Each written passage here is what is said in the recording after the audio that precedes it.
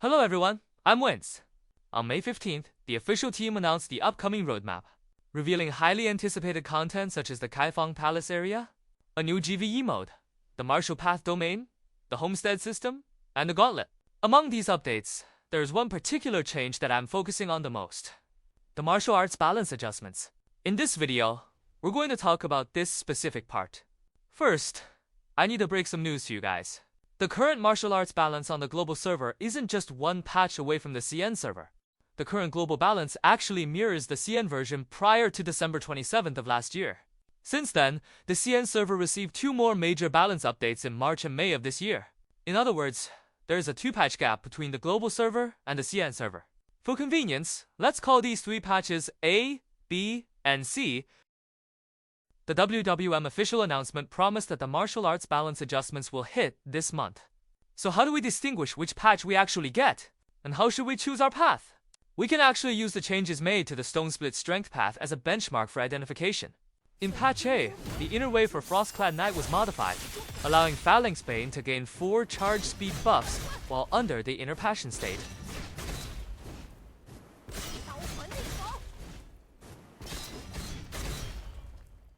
At the same time, when an enemy's key is break, Snowbreak resets the CD of Forgetfulness, allowing you to consistently unleash instant light charge skills.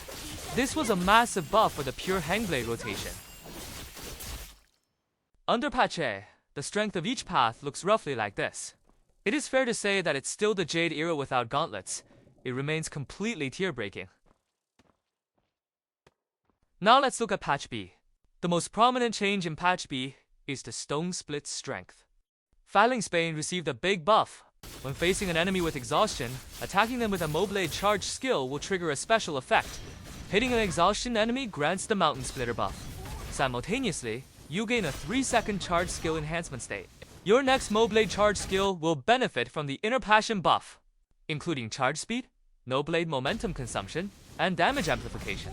This state can be triggered up to 3 times every 30 seconds. This adjustment gives the Moblade rotation incredibly stable burst damage during the boss's exhaustion phase.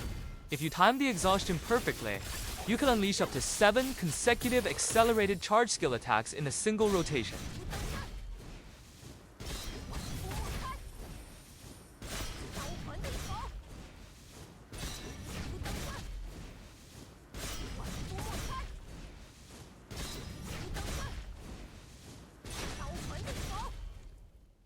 At the same time, Jade's Lingering Bone was nerfed.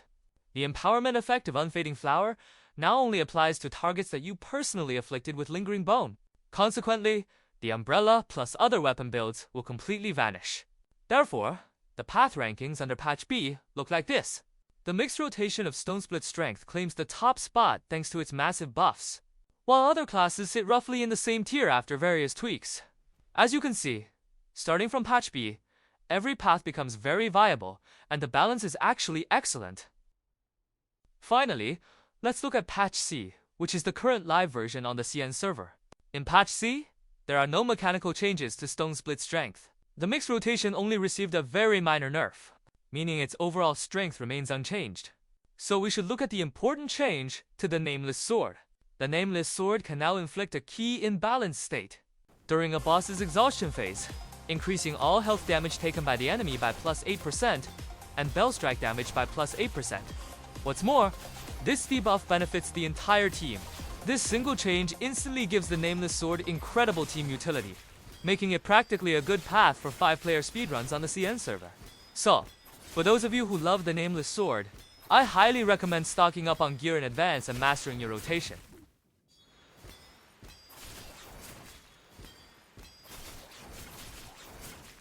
Patch C carries over the great balance of patch B, so the overall rankings don't change much, and the gap between classes remains very small. This is why I really hope the global developers update us to at least patch B.